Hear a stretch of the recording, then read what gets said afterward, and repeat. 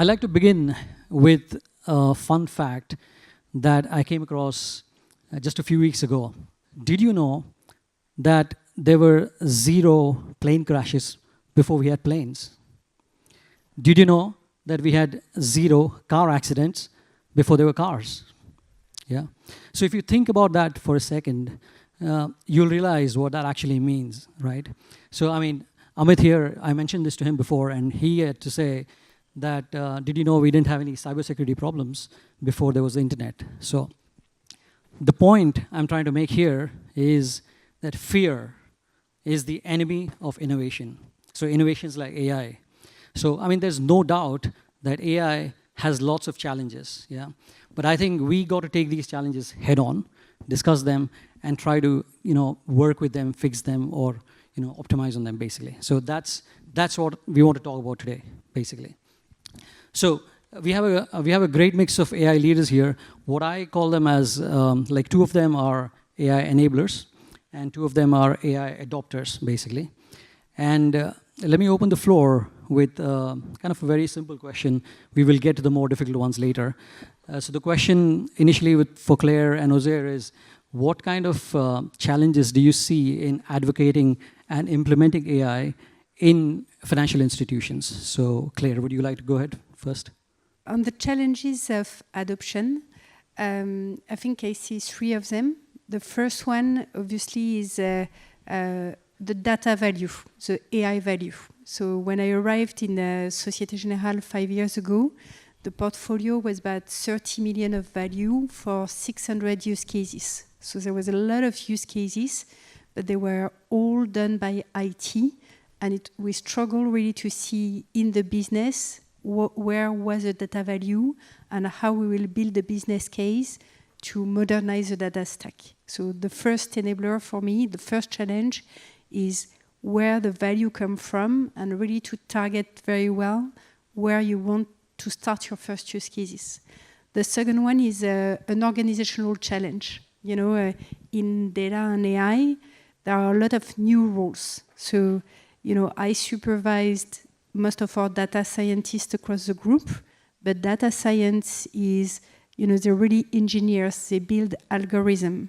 There was a data team, and the data team, sometimes they didn't know so much about AI and algorithms. They were more here from a governance perspective to make sure access to financial data and, the basic of the governance set by the regulator was properly done, and, definition of data set.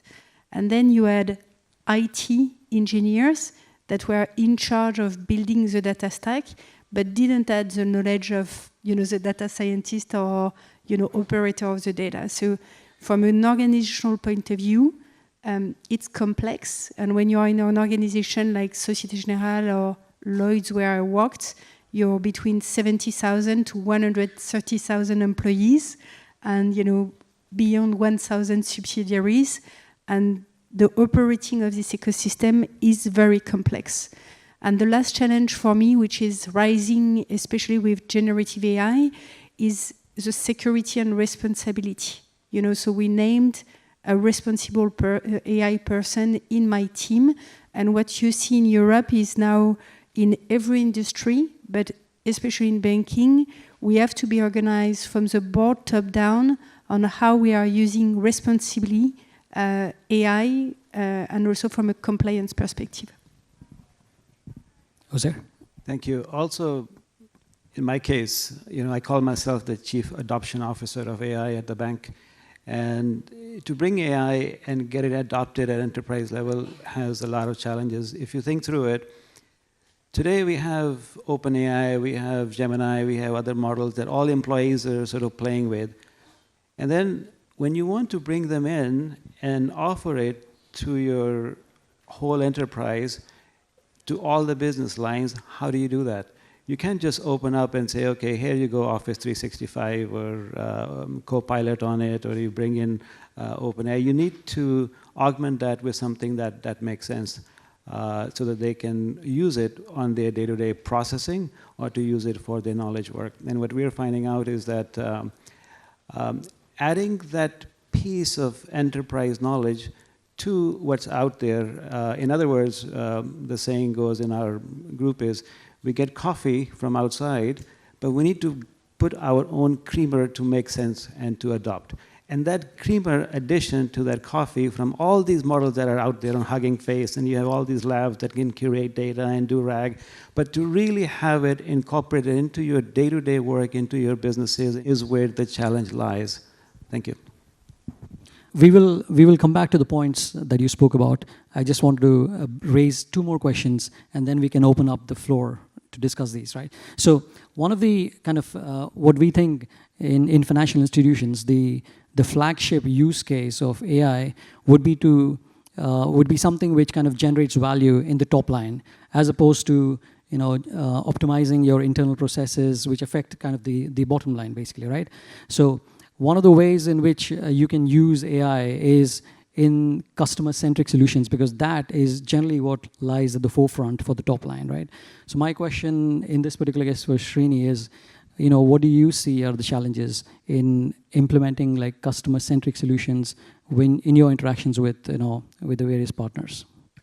There are several challenges, first of all, but I would like to kind of classify them into three kind of buckets. The first is the way enterprises evaluate technologies like AI. I mean, what we develop and other companies develop, or do you kind of get the kind of output what you actually envisage or what you expected? Now, in the first case, where a lot of customers are evaluating or prospects evaluating technologies like AI, I mean, we have different words for AI, generative AI, machine learning, deep learning, and so on and so forth. I think there's a lot of confusion because there's so much of information, so much of data. Now, that's actually is good in a way, but is also not good because customers are confused with what to believe. That's one of the things. So what we do is we try to guide customers in terms of how to actually segregate that, how to kind of build a use case based on what information is available. The second thing is the implementation is, I think morning Ravi Menon was mentioning the skill gap. We see there's a huge skill gap between what potentially AI does than versus what it actually can do. So there's a lot of imagination that goes on that AI can do all these things, but I think practically we need to take step by step. And the third is every implementation, especially technologies like AI, which are groundbreaking or which are have a huge value. I see that the change management is a big important thing. I mean, if you just implement AI just like any other technology and don't do any change management, I mean, you are not going to it's not going to eat the kind of results you expect. So I think for customer-centric, these are some of the three fundamental things which I would bucket the challenges to be. One of the existing challenges with AI has been about trust, right? So how do we trust the output from AI, basically? So more often than not, this is basically to do with kind of the breadth and the quality of the data that is used to train these so-called models, basically, right? And how you implement them. So I mean, deep learning, deep neural networks, all these. I mean, these days we have Gen AI basically. So it does, it's only as good as the data that you use to train it, basically. Now, I think of it as basically a child, right? I mean, the child gets trained with their experiences, and they develop certain biases and they act out these biases. That's where the parallel with Gen AI, basically, right? So now what I'm talking about is a well-known problem in AI, so that's not what I want to focus on. What I want to focus on is explainability of AI, basically. Now, when someone comes to me with a solution, right, and the solution might look out of the world, like it may not be intuitive, but it doesn't mean that I straight away reject it, right? You kind of think about it, and then there's also these cases like, which we'll talk more later, is like cases of false positives, false negatives that we use from statistics, right? So the point I'm trying to make is there has to be some sort of explainability. When someone comes and gives me a solution, if there are two choices, and if one of them is able to explain it better to me, I tend to trust that more. They need to explain to me better. So this has been a fundamental problem these days in implementing and showing AI. So this is something I wanted to check and get your view, Amit. What do you think about this? What are AI enablers doing to increase the trust in AI, basically? I think it's a very important question, and what we have been noting over last now couple of years, I can say, is everyone is talking about how to trust the outcomes that AI is providing. And because it's a FinTech festival, so let me just touch upon a couple of use cases. So Moody's is using Teams-based Gen AI chatbots to advise analysts to provide recommendations, right? Now, in India, there is this company called Bajaj Financial, that's using it as well. And there are so many cases which are very visible in the market where we have developed a level of trust through our close coordination with our customers and the so-called development of the models behind, which are giving them what they are looking for. It's not an easy game. It takes time, and it takes a lot of effort. Let me go back to what the points that Claire and Jose were saying, right? If I were to summarize that, there seems to be, generally in these implementations, there's a gap between, say, the domain experts versus the AI experts, the so-called data scientists, right? And I think the challenge has been kind of skilling up both sides. So either of them, there has to be a proper exchange. Yeah. So I see that. I mean, it's generally not just in financial institutions, in many other places as well, right? So what, I mean, is, how did you go about doing that in SocGen? Like, how, I think you mentioned a few things to me before. Claire, do you have any particular ways to improve that? Yes, so I faced it in Lloyd's in the UK and in SocGen globally. To be frank, I think we were still facing some challenges when I left. As you mentioned, it's complex to reconcile the infrastructure change with the business change. What I see, the main difference, I was working in the UK up to 2018. And so in Lloyd's, the cloud adoption was really at the beginning. When I arrived in SocGen, the cloud adoption and adoption of public cloud was taking up much bigger. And the journey starts there. So it starts by enabling your data to be in the cloud, and then to use, for me, it's a blend between the CSPs, so Microsoft, AWS, Google, or, local sovereign players, AI editors, GSIs, and from a business needs, how do we go about the big project? And when I think about up to the CSP, who is currently winning in the lakehouse, so manipulating what is a lakehouse, it's like, the iPhone is you have your BI data warehouse, you have your unstructured data, and you have the ability to mine this data and to start building business processes on top of it. And you have two tools for me that do that, which are Snowflake and Databricks, which are some of the key enablers. And then on top of that, you can have smaller players and editors. And obviously on the data science areas, you have tools like PyTorch, and then all the models, OpenAI, Mistral, and everything. But I go a bit in detail of each of them, but the maturity, I realized, during my job, I'm an IT engineer by background, so I understand very well the technology stack, but I really operated the last 17 years on the business side. And what started to happen is I started to face, especially in the IT and data team, a lack of understanding of what the tools were and how it was working in a very basic way. What is Apache, what is Hadoop, what is the infrastructure underneath, and how can you exploit data? And then on the business side, honestly, there was a long journey to bring this portfolio about what are the use cases. And maybe one point where I may disagree with you, at least in Europe, the biggest bet for me was really on the bottom line and not on the top line. And maybe it's because of the banking environment and customer needs, but really where we scaled the biggest use cases were on fraud management, operations like batch of emails, chatbots, and these have been running for 4 or 5 years now. Jose, I think you mentioned before, you spoke about the issues with the hurdles that you guys faced with either regulation and also about responsible AI, right? Do you want to shed some light on that? Sure. So in our initial rollouts and testing, what we're finding out also is that we don't get a lot of right answers, but in terms of the trust behind them may be greater.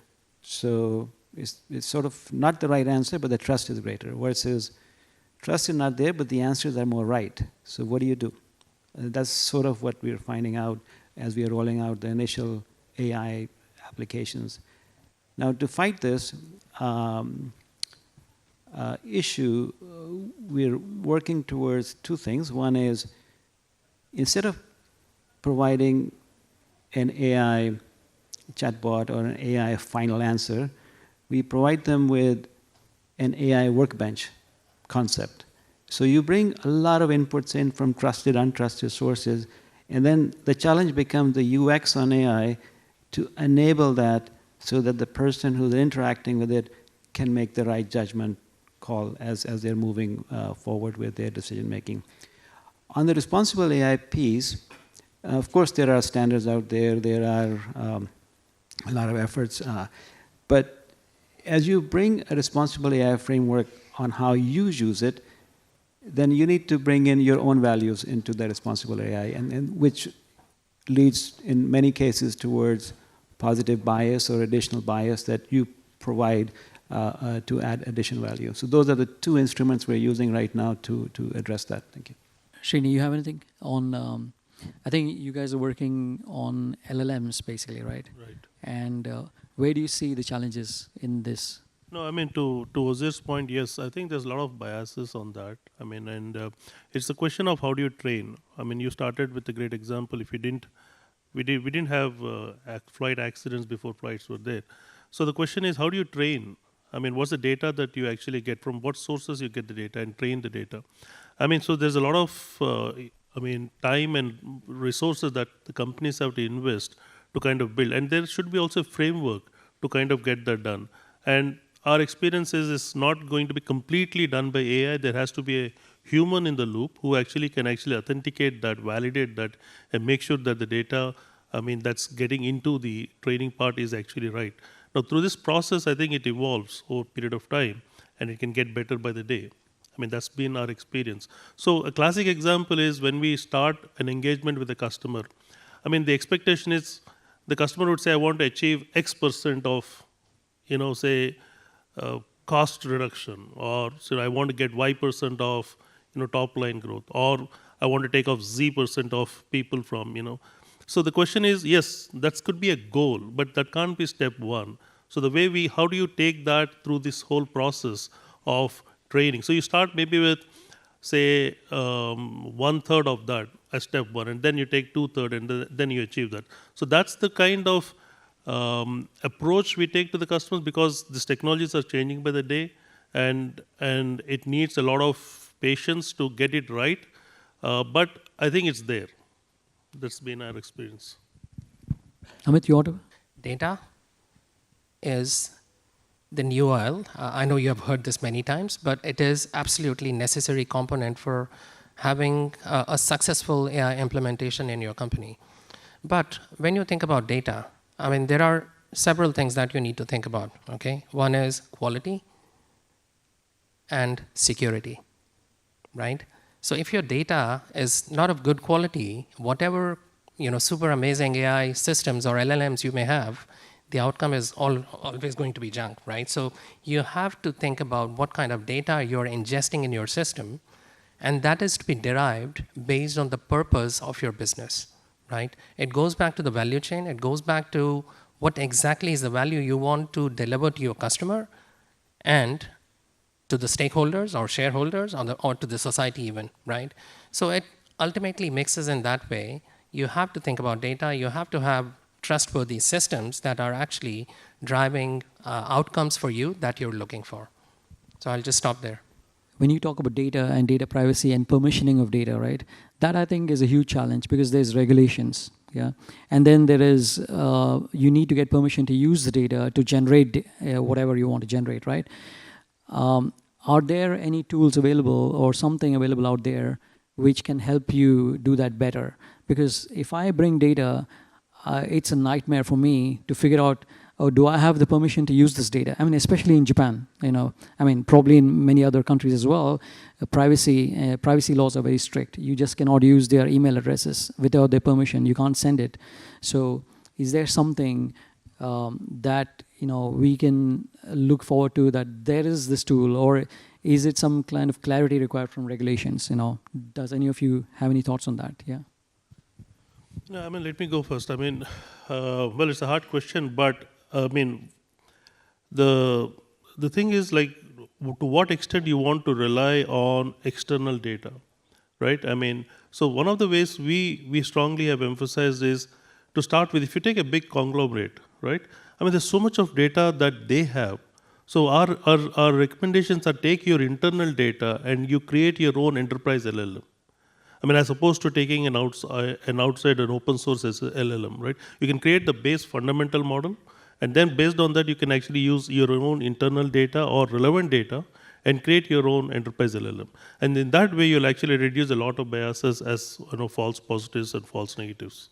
I mean, that's the approach that we take, and we have got a framework for that, you know, to do that. I can answer, at least in Europe, from a regulation point of view, there is a need to have a data owner for each of your applications. And I remember running after several people to know who want to own, for example, the data of your statement. And some of these answers are not simple. So sometimes you will believe, I don't know, the savings department feel very comfortable to own some of their data sets. And actually, sometimes it's really perceived as something like IT, and they're like, operations need to own that. So there is really but I will say this phase is probably behind now.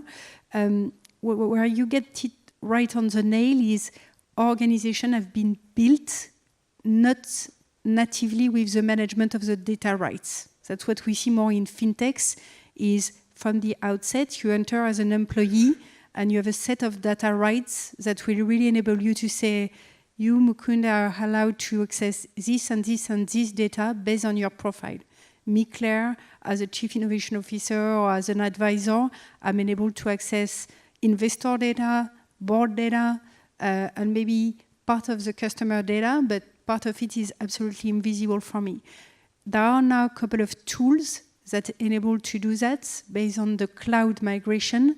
For me, there is Unity Catalog, which is part of Databricks Suite. There is another tool on Snowflake that does that very well, and there is part on the Synapse product that do that. So this management of the data rights is absolutely key, as you were mentioning, to start your data journey.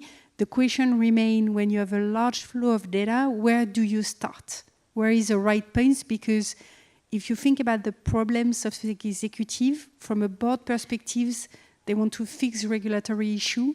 From an operation perspective, they want to manage the cost of transitioning to the modern data stack. And that requires a business to say, where do we start? Which is your point. Okay, I know that ADB is into a lot into project financing, right? For various kinds of, you provide funding. Where do you see AI plays a role in that? Or how are you using AI inside ADB, basically? So maybe expanding more on the data piece. It's easy for us to bring in data that existed in the past. But when you're investing for the future in development finance, you have to bring or create synthetic data of future scenarios. And this is where a lot of challenges lie, especially in the case of climate financing. So then, yes, you can look at historical data, but it's the future data, the different scenarios and different sectors, how they will react with each other, and then almost creating vertical micro models to bring that sense, and creating that future data to train your current model is where we see the challenge in terms of climate financing. when you see an end-to-end process, right? I mean, you can take a process like, for example, the first thing is like take a loan application process. Like you actually there's an applicant data, and then there is an evaluation of that applicant information, and then finally a letter of acknowledgement or rejection, right? So I think what we feel is the entire value chain, if you divide into these parts, I mean, there are some models which will actually work very well, and that's proven there. But when it comes to the newer technologies, which is generative AI, but there's a lot of stuff about data, which is the large language models and all the stuff. That's where you actually use it for summarization. When you want to create a letter of rejection or of acceptance, that's where you need to train your data. So what we encourage customers to see the entire end-to-end process where AI fits perfectly and it's working well. And then try to create all these models and then create the end-to-end process. And once you implement that, you need to look into change management. That's another important element for implementation. I'll touch upon a project that I myself did with a big Japanese conglomerate. They wanted to do something with data. They were setting up their new AI function. And they called us and they were like, okay, we have this and this is our data. And when we looked at the data, believe me, it was something that is not of much value.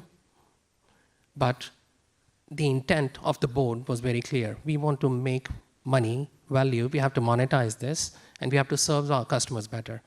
So we embarked on this project, which actually lasted for 2 years, where we helped them run through 70 different rules, regulations, guidelines issued by Japanese authorities, ripped everything apart, map everything correctly, because that conglomerate had all sort of businesses you can think of. And then we created rules of, okay, how and what level of data can be shared with from A business to B business. We set up their governance boards. We actually set up their data governance organization itself. And from there, they are actually moving forward with their journey. And they are launching new products and services based on that. So, I mean, it takes time, it takes effort, and you have to be really into it. Otherwise, human hallucinations may happen.